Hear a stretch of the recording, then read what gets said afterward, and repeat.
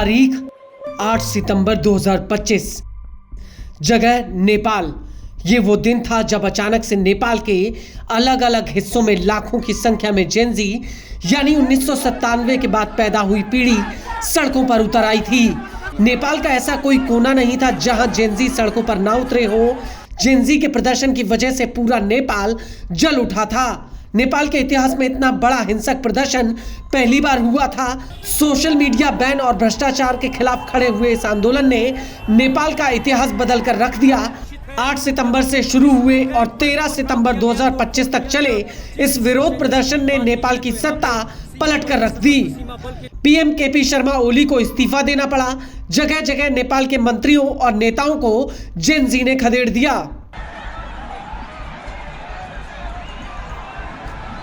हालांकि नेपाल के आंदोलन को भ्रष्टाचार और सोशल मीडिया बैन के खिलाफ जेनजी के रूप में देखा गया, लेकिन क्या हकीकत में जेनजी का ये प्रदर्शन भ्रष्टाचार के खिलाफ था? ये सवाल आज भी हम सभी के मन में है, जिसका जवाब किसी के पास नहीं है। लेकिन नेपाल में हुए इस तख्ता पलट को लेकर एक ऐसा खुलासा हुआ है जो अपने आप में बेहद ही खौफनाक है। दरअसल अमेरिकी न्यूज एजेंसी ग्रे जोन ने लीक हुए दस्तावेजों के आधार पर कहा कि नेपाल में हुए तख्ता पलट के पीछे पूरी तरह से अमेरिका का हाथ है। ग्रे जोन का कहना है कि नेपाल में अमेरिका के समर्थन वाली एजेंसी ने जेनजी आंदोलन खड़ा किया और केपी शर्मा ओली की सरकार को उखाड़ फेंका।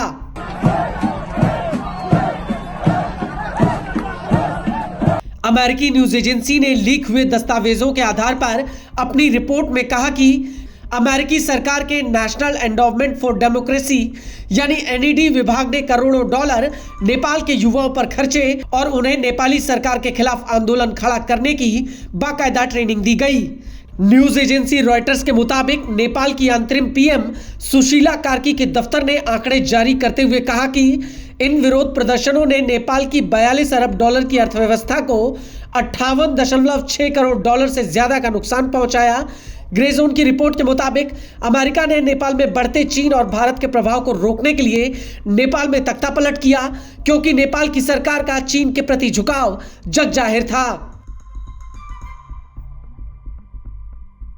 रिपोर्ट के मुताबिक लीक हुए दस्तावेजों से पता चला कि एनईडी के एक डिवीजन इंटरनेशनल रिपब्लिकन इंस्टीट्यूट यानी आईआरआई ने एक सीक्रेट कैंपेन चलाया था। आईआरआई ने युवा नेपाली राजनीतिक एक्टिविस्टों के एक नेटवर्क को बनाया जो नेपाल में अमेरिका के हितों का समर्थन करने वाली एक अहम फोर्स बन गई। दस्तावेजों के मुताबिक आईआरआई ने इसके लिए कनेक्ट वाइब्रेंट यूथ और पॉलिटिकल लीडर नाम से कैंपेन चलाए और नेपाली युवाओं को एडवोकेसी और विरोध कैसे करना है इसके लिए बड़े पैमाने पर ट्रेनिंग भी दी।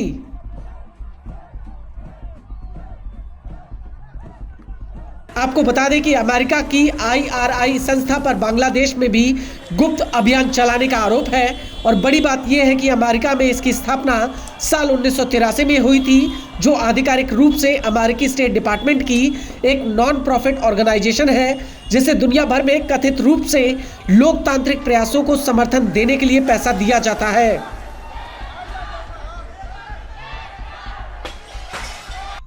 इस संस्था पर सीक्रेट तरीके से दुनिया भर में तख्ता पलट करने का आरोप है और मौजूदा समय में यह संस्था उन ऑपरेशंस को अंजाम दे रही है जिन्हें कभी अमेरिकी खुफिया एजेंसी CIA करा करती थी। खासतौर से दुनिया भर में सरकारों को गिराने का जिम्मा CIA ही संभालती थी।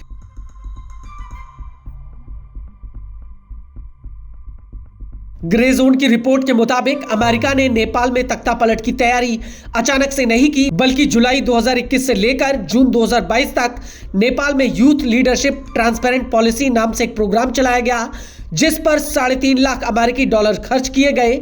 इस प्रोग्राम के तहत नेपाली युवाओं को यह सिखाया गया कि वो नेपाल के सियासतदानों पर दबाव बनाकर कैसे अपनी मांगों को मनवा सकते हैं। इसके अलावा उनके मन में ये बात भी डाली गई कि वो राजनीतिक पार्टियों में अपनी जगह भी मांगे या फिर नई पार्टी बनाएं।